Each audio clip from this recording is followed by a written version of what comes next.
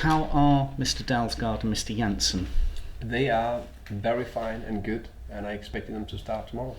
Okay, was that a problem up on Saturday? And Sam Saunders said so on national TV. Has felt as though, I mean, it's always when you lose a game, your best players are the players who aren't playing. But Sam Saunders was keen to point out that after the first goal, is that maybe the senior pros would have got everybody together. Is that a fair comment? I think it's a fair comment. I think every time Sam says something, I think we need to listen to him. I think it's a fair comment. We talked about it after the game. You never know. That's the big thing. It's so easy to analyze after and have all the answers, but we actually really don't know. But what I would say, and what I'd like to stress again, was that first half performance was good, and again another solid away performance. And we're going down into that changing room thinking, we're in a good place. We know that it will be more difficult in second half. We knew that. We talked about that and all that. I think we started second half fairly well, and I think we had 5-6 top opportunities where Sheffield Wednesday was so open. And we need to take them and create that second goal. 2-0 up, we'll never talk about Dalsgaard and Pontus. But there's a reason why you're talking about experience in football, and you need some personality sometimes on the pitch, and that is especially when the tough gets tough. And the tough moments, we needed a little bit more experience. Or it's easy to say that one of them could potentially have talked more, organized more, and helped the younger lads. And that's of course, so I believe that would have helped, but I actually think that the team had it in itself, the team that started on Saturday, that they could have done it, they could have won. So 2 things to learn: make sure we kill the game with 2-0, and second thing, at least have Dalsgaard or Pontus on the pitch. Yeah. It's, ideally, there's a lot of games obviously coming up through the Christmas period. There was a study at the University of Stockholm recently that talked about muscle injuries being much more likely unless there's 5 days between games. It's not going to be 5 days between games. So is it something you relish, or is it something that's going to stretch the squad when I you would talk like about to see that study, where they I'll studied. send it to you. Yeah, I would like to see it, and also because did they go to the championship actually? I think it was a wide-ranging, but I think it was mainly in Europe. Okay. Yeah, but obviously they don't play quite so many games in Europe. But we know I've been to the university as well, and we know there's second day is always the worst, and you need to recover. And the best you can say, if you have 3 days in between games, not only 2 but 3, like we have for Wednesday, it's slightly better than 2.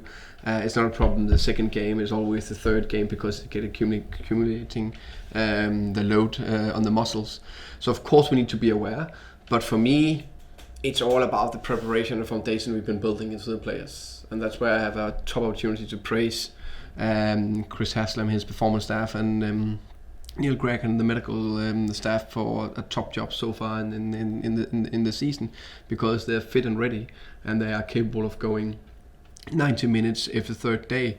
But of course we need that freshness sometimes. We need sometimes a little extra spark, and that's the bit we need to be aware of when we take our decisions. Yeah, because it might be useful. I mean, the general. If you talk to my friends that support Brentford, that regularly come to Brentford, they say, the first 11, the first 12 out there, ready to take anybody in the league. But you look at the bench, and there is concern, obviously, over inexperience there. But it may be, I guess, a good thing to have Mads Roerslev and Jan Zamburek actually playing games, because you're going to need them later in the season. That's the thing. I think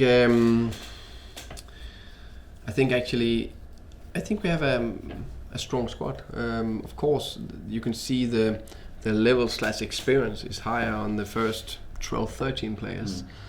But there's a reason why we built, all of us that is here now and people in the past, built this club very, very, I would say, relatively successfully in terms of the strategy and with the B team players. So now Jan Zamburek got some crucial time, and we know all top players, they had an opportunity when they were younger, or good players because they played fairly a lot of minutes. So that's one thing.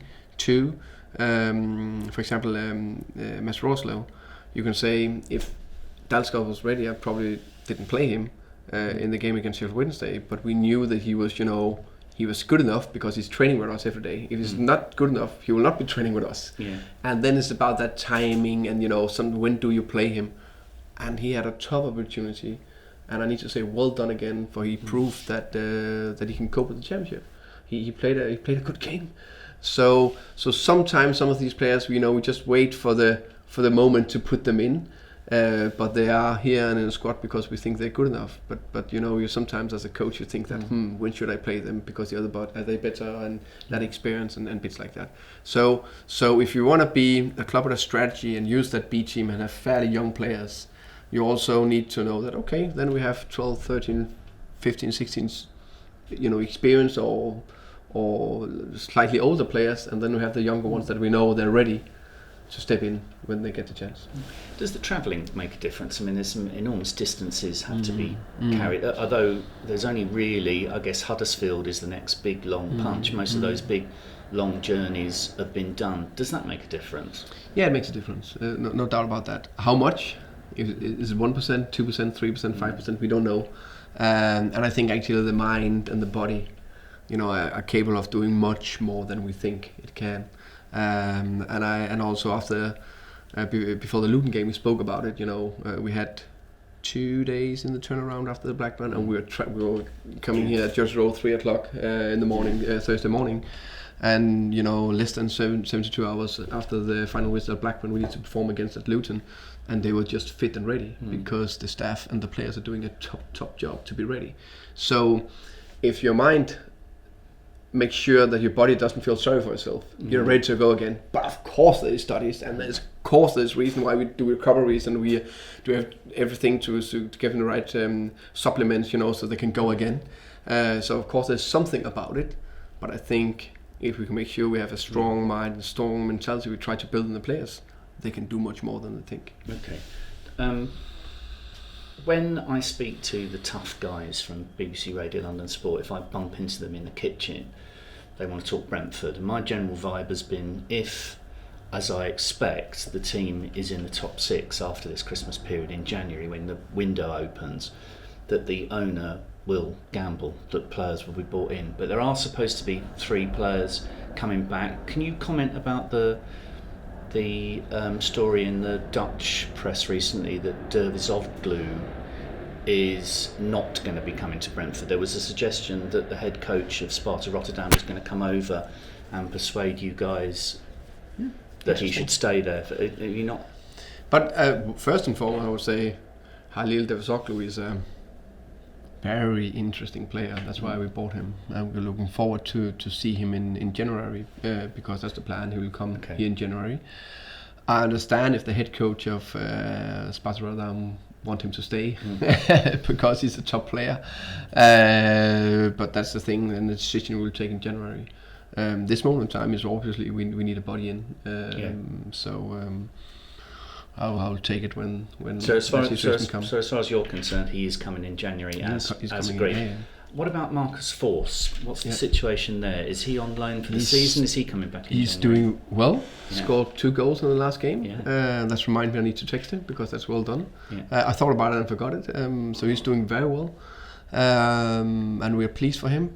I think that's also come a little bit down to now Joel Valencia is coming back up to fitness, and if Halil is coming back in, how many do we need? If Halil is not coming for whatever reason, is it then Marcus Forss? So there's a lot of decision to be made in the next 2-3 weeks. What about Marcondes? Because I mean, that's another one. That's another one. Yeah. So we have good options in terms of Marcondes, Forss, and Halil. And it will not be all 3 of them. Maybe 2 of them, maybe 1. I think 3 is too much because it's they are a little bit in the same bracket. Yeah. I would say Marcus Forss is clearly 9. I think Emiliano and Halil, they can both play. We don't play with 10 now, but they are more a 10 position type, but can also play 9. So 3 of them would be 1 too much, I think. Okay, that answers my question beautifully, thank you. What are we expecting from Neil Harris's Cardiff City? First and foremost, I'm looking forward to see him again. I'm very pleased that he got another good job in the Championship. And actually, I don't know, it's not me to judge Millwall or Cardiff which one is the biggest club, but They just been in the Premier League, so maybe this moment in time they are in a slightly better place. So I'm pleased that he got the job, and I think he deserved it of a well done job in Millwall for many years. Good start, 10 points in 4 games. Look very solid, coming with a 4-4-2. Physical, well structured, good defensively. So another nice challenge for us to open then at Griffin Park. But there's nothing better to do that under the floodlight on a Wednesday night. So we are really looking forward to the challenge. And I think the last couple of games, especially at Griffin Park, we looked really good. And we know that we need to start sharp, of course, and with tempo and all that.